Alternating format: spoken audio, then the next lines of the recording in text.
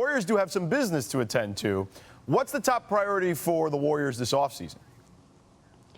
Yeah, well, actually, I bumped into Bob Myers the other day, who held up his 3 rings to me before I asked him, like, what have you been doing these past couple days? Because, yeah, while he's been celebrating, he's also been having meetings. They've been hosting pre-draft workouts. The Warriors have several draft picks in the upcoming draft, just 2 days away. But the big area to look at and to watch with the Warriors this offseason, they have 7 free agents. 2 of those free agents, Gary Payton II and Kevon Looney, who had breakout seasons and who were integral keys in them winning the title.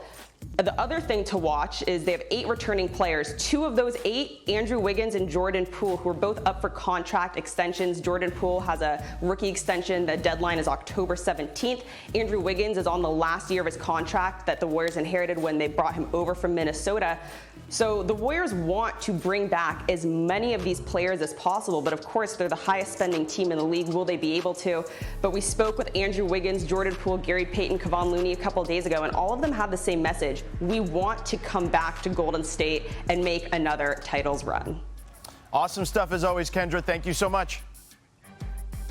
Thank you. All right, back with our panel here of JJ, Matt, and Zach. And of course, guys, look, we all, I'm sure, have interesting opinions on this, but what do you guys think is the Warriors' top offseason priority? Zach, we'll start with you.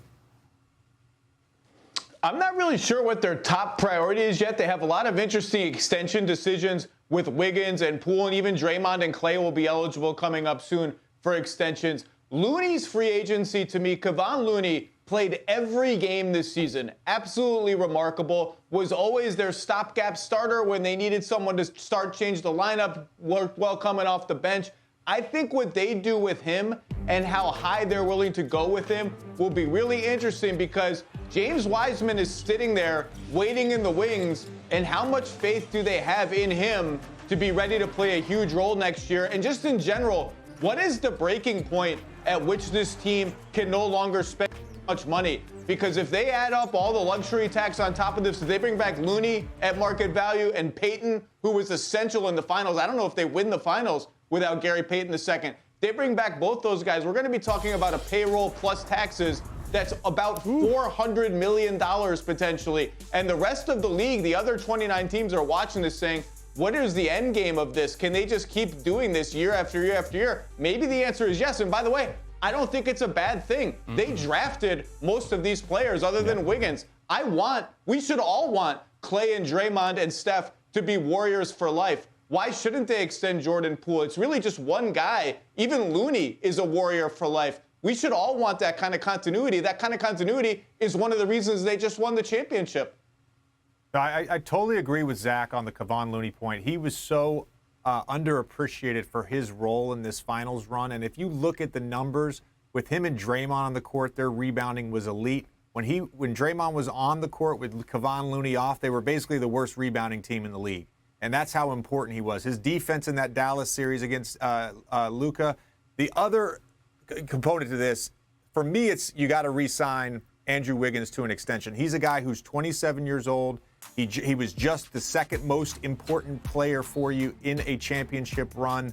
Let's value him. Let's sign him to a reasonable extension, and it's going to be a bag regardless. But let's sign him to an extension and lock him up long term. Jordan Poole, I'm less urgent about signing him just because he's still on his rookie contract. You're still going to control his rights the following season. That doesn't seem like as urgent of a need as re-signing Kevon Looney and signing Wiggins to his extension. I agree with JJ. Obviously, Looney's presence was incredible to be able to play 82 games plus 22 playoff games. Didn't miss a game. And I agree with JJ. Wiggins at 20C, his age, his athleticism on both ends of the ball is something they lack. So I definitely think he's important. Poole has emerged as a star, but who I want to see is James Wiseman. I think this team, he's going to be really big for their plans moving forward. I think they got to throw him out there and see what they have. This kid didn't play a lot of high school, didn't play barely any college, barely played his first year, but when he did play, there was flashes of, you just saw, a turn-and-face shooter, a slasher, a dynamic roller that puts pressure on the rim, someone that rebounds really well, catches lobs, blocks shots, and strengthens a front line that was rather weak when, like you said, when Looney wasn't on the floor. So I really think they have to see what they have in James Wiseman this year, finding out is he someone we're going to move forward in the future, or are we going to have to package him up and try to get something else this season? Yeah, I'm interested in the development of the young guys, Kuminga, and particularly Moses Moody, because I want Perk to have to say his name over and over and over again like he did on draft day last year. Thanks for watching ESPN on YouTube. For live streaming, sports, and premium content, subscribe to ESPN+.